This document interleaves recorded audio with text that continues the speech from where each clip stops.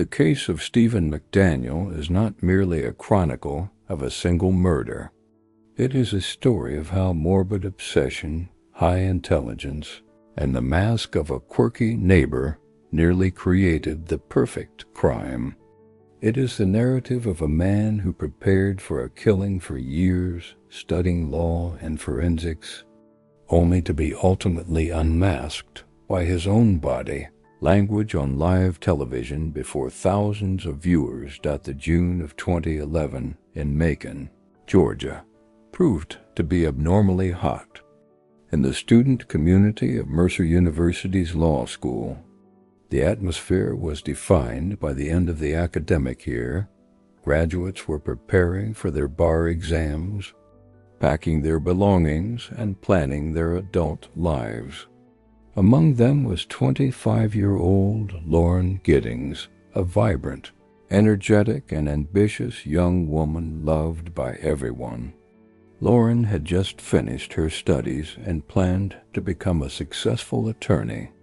She lived in a small apartment complex directly adjacent to the campus, where most of her neighbors were also law students. One such neighbor was Stephen McDaniel. Stephen had always been considered strange. Tall, thin, with long curly hair and a monotonous voice, he had no close friends but was exceptionally bright. He had graduated from the same law school as Lauren, and they often crossed paths in the university hallways. To most, Stephen was simply a harmless loner who spent too much time buried in books. No one knew that behind this intellectual mask hid a true predator whose obsession with Lauren Giddings had long since crossed the boundaries of sanity. Stephen did not merely have a crush on Lauren, he made her the center of his universe. He spent weeks tracking her every move, utilizing his knowledge of security systems and the girl's daily schedule. McDaniel possessed a master key to every apartment in the building, which he had secretly stolen from the landlord, allowing him to slip into Lauren's home whenever she was away. He rummaged through her belongings, studied her private life, and even recorded her through the window using a camera mounted on a long pole. To him, she was a trophy he intended to claim. Tragedy struck on the night of June 26th. While the entire city slept, Stephen, armed with knowledge on how to avoid fingerprints and biological traces, broke into Lauren's apartment. What happened that night was the result of meticulous planning. He attacked her while she slept. Despite her resistance, McDaniel murdered her, after which he spent the next few hours attempting to dispose of the body so that it would never be found. Using a hacksaw, he dismembered her in the bathroom, packed the remains into plastic bags, and discarded some of them in a trash bin near the building, hoping the garbage truck would collect the evidence before anyone noticed. When Lauren failed to show up for a meeting with friends a few days later, they raised the alarm. Police arrived at the building and began interviewing neighbors. It was here that Stephen made his most audacious move. Instead of hiding, he stepped out to meet the press. He appeared before the cameras of local television stations, posing as a grief-stricken friend and a concerned neighbor. He spent hours telling journalists how wonderful Lauren was and how much he hoped she would be found alive. He felt like the master of the situation, playing a role he had written for himself, basking in the attention. However, he failed to account for one detail. While he was giving interviews, police dogs were already working near the trash bins. The moment when a journalist on live air informed Stephen that the police have just found human remains in the bin behind him became one of the most famous frames in the history of forensics. His face turned pale, his voice trembled, and his body began to betray what his mind tried to hide. The deathly terror of a man who realized his perfect castle had crumbled before the eyes of the entire world. In that moment, the mask of the strange neighbor fell forever, revealing the true face of a killer.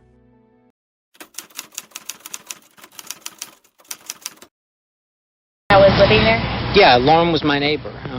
We're just trying to find out where she is at this point. I mean, no one has seen her since Saturday. I mean, the last time anyone heard from her was an email that she sent out, and no one's heard from her since. Did you see her hang out with anyone at the time or anything like that? I mean, no one has seen her since Saturday. I haven't seen anything. I mean, you always hear noise outside, but it's just people walking by pretty much. And she just recently graduated from Mercer? Yeah, she and I were both JD students. We graduated back in May. What kind of person was she? I mean, what did you see her? I mean, she's as nice as can be. I mean, very personable, very much a people person. Do you know any enemies she might have had, somebody that might want to hurt her? No, we don't know where she is. I mean, the only thing we can think is that maybe she went out running and someone snatched her. Because we went over. One of her friends had a key. We went inside and tried to see if there was anything amiss, but I mean, she had a door jamb that was sitting right by it, so there was no sign that anyone broke in. I mean, the door was locked when everyone got here. I mean, we just don't know where she is. What about in the parking lot area? I know they've been doing a lot of. I think that's where they have recovered the body or whatever they recovered from there. Body? Had you seen anything there? Had you seen anything there? I mean, we don't know if this is the same person. You know what I mean? Like, they took out a body there earlier. We don't know if it's the same person or not. That's how we're trying to ask people if they know who lived there. Are you okay, sir? I think I need to sit down. Okay.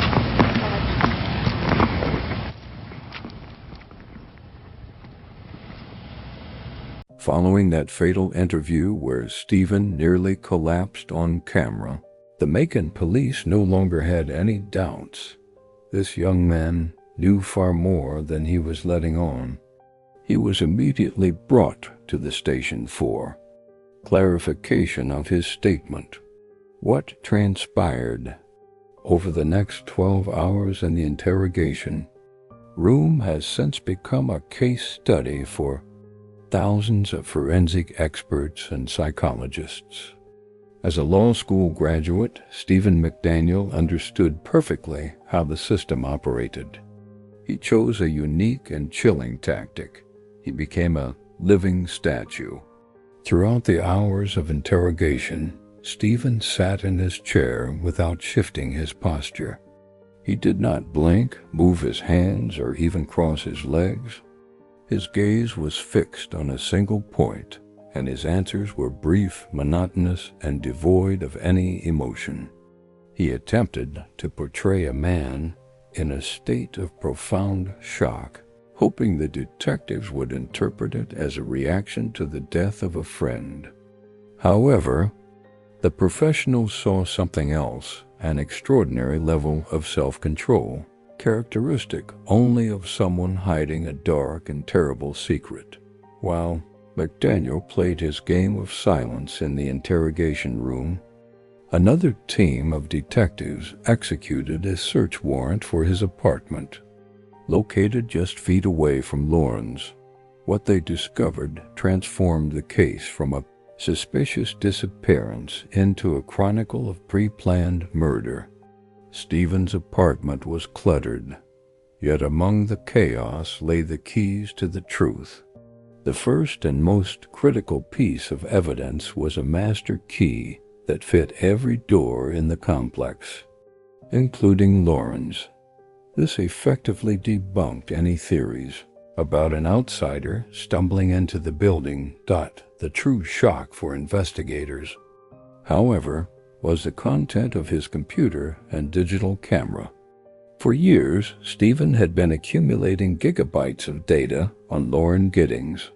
He possessed hundreds of photos and videos taken in secret, through windows, from behind on the street, and during her conversations with friends. He studied her social media accounts, copying her posts and private messages. But the most horrifying find was a video file recorded days before the murder. In it, Stephen used a camera mounted on a long pole to peer into her second-story window late at night. It was documented proof that he had literally been stalking his prey. Beyond the digital tracks, forensic experts found a packaging slip for a new hacksaw in McDaniel's apartment. The hacksaw itself was later recovered on the university campus, and microscopic traces of Lauren's DNA were found upon it.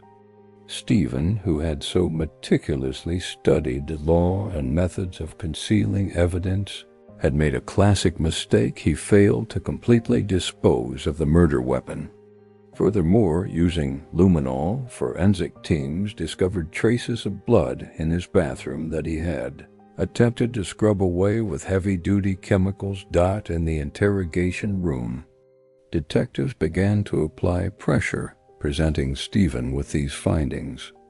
They showed him photos of the master key, footage from his own camera, and forensic results.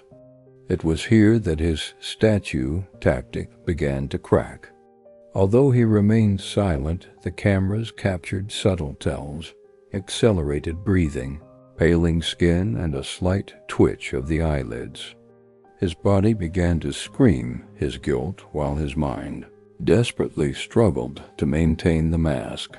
When he was directly charged with felony murder, Stephen did not break down or begin to repent. He simply asked for a lawyer. Until the very last moment, he believed that as a future attorney, he could find a loophole in the system he had studied for so long. He failed to realize that his greatest enemy wasn't a detective, but the very digital eyes and microscopic particles he had deemed too insignificant to stop him. The second phase of the investigation concluded with a total victory of forensics over the intellectual killer.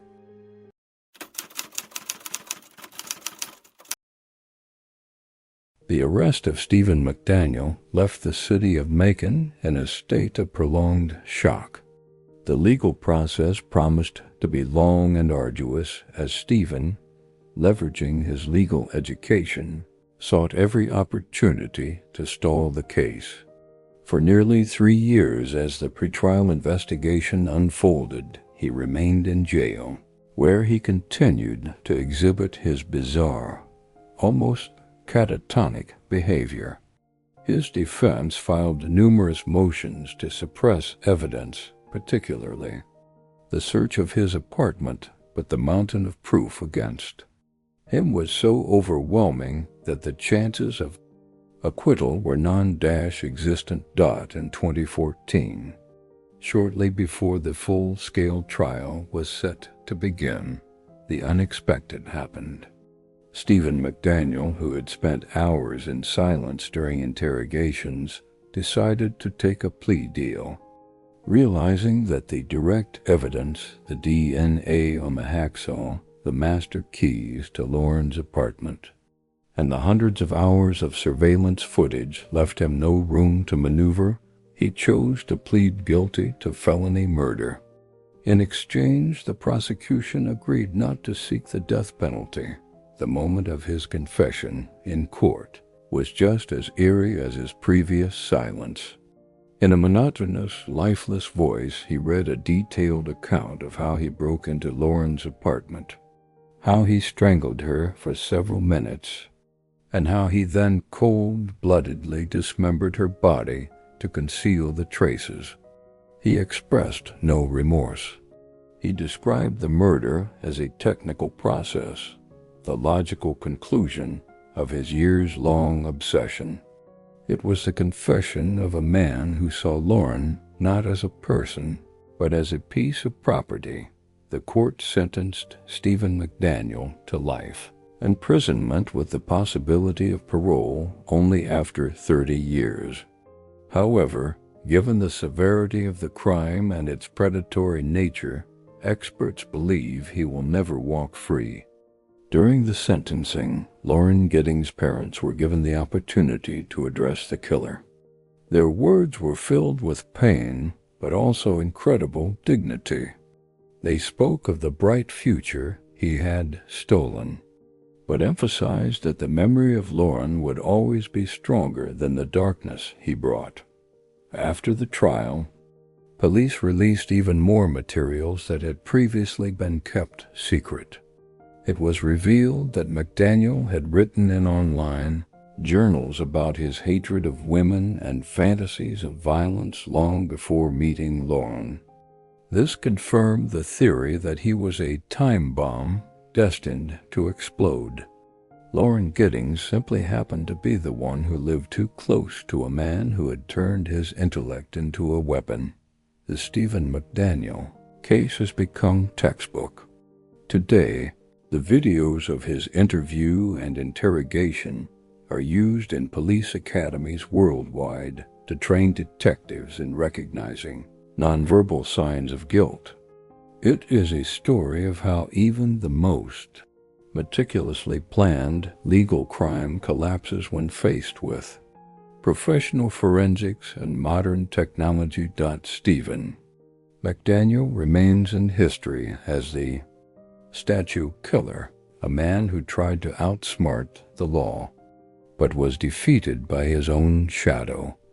Lauren Giddings, meanwhile, is remembered as a talented young woman whose death forced many to reflect on safety and the reality that behind the mask of a quirky neighbor, true, unadulterated evil can hide.